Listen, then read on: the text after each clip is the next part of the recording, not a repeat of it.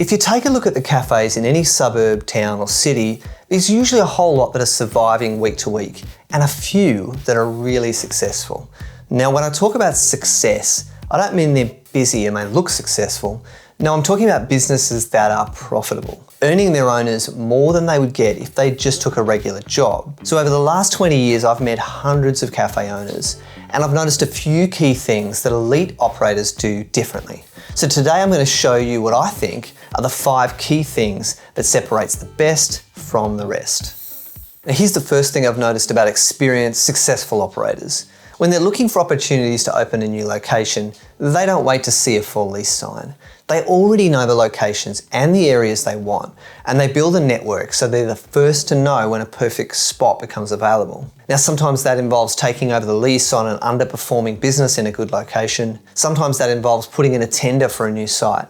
And sometimes it's through the relationships and the networks that they've built up. Now, once agents and brokers know what they're after, they can start to contact them directly when new opportunities come up. Now, this approach takes patience and a really clear idea of what you're looking for, but location is one of the most important factors to get right. The bottom line is this: the best operators don't mess around with B-grade locations. They make sure they set themselves up in great locations with lots of foot traffic and great access. They don't settle for anything less, even though it takes time and it costs more. Successful cafe owners can clearly articulate who the business is for and what problem they solve for their customers. I was talking with an experienced cafe owner recently who had just opened a new venue on a busy walking track by a lake. Now, it's in a really great location, which he found out about through existing business connections. Importantly, he could clearly explain the types of customers and the occasions they were targeting with this new cafe. He explained that having spent time in the area with his kids, he noticed that the other cafes in the area were all focused on sit-down meals and on people spending a longer time. In short, they were pretty slow.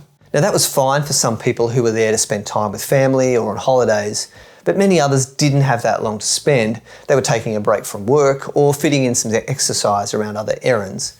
So he came up with a concept that was all about really fast service. The ordering system, the workflow and the equipment were all designed around a simple coffee and food menu that could be prepared in less than 2 minutes. And even though they're selling a similar mix of products, in the end they don't really compete with the other cafes in the area because they're targeting different customers who have different needs.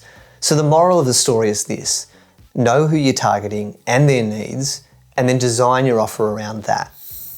When it comes to processes, most independent coffee shops come up with ways of running the business as they go. They improvise, and mostly these processes are just kept in their head. Well, not so with successful, experienced cafes. They have a system for everything. They have systems for ordering, cleaning, hiring, food prep, opening and closing. And what's more, a lot of these systems they just shamelessly copy from the best in the business. Huge operators like Starbucks and McDonald's have spent decades refining their back-of-house systems. So successful operators often just adapt the systems and processes of these big brands. And here's why it's important. Good systems mean less mistakes, more efficiency, better service, and ultimately more profit. Now, some people struggle to see how a simple checklist, ordering sheet, or a rostering system can make such a difference. That's because these efficiencies compound over the hundreds of times that they're repeated. Not only that, but in the long run, having proper systems mean you can train your team to run them, which means you aren't chained to the business because everything is just in your head. Now, every successful cafe owner I've ever met understands the importance of a great team. Now, that's not to say that every successful cafe owner is a nice person, but they do know that they can't do it without a good team. What's more, they usually don't fall into the trap of hiring a one-off superstar. You know, the rock star barista that effortlessly makes incredible coffee at high speed with delightful banter and zero training. No, that's not how it works. You don't want a magical superstar. You want a team of people with a good attitude who want to learn. And then it's your job to teach them your system, the systems you just wrote down. Yes, that approach is hard work at first, but if you give it time to get established, then it becomes a culture.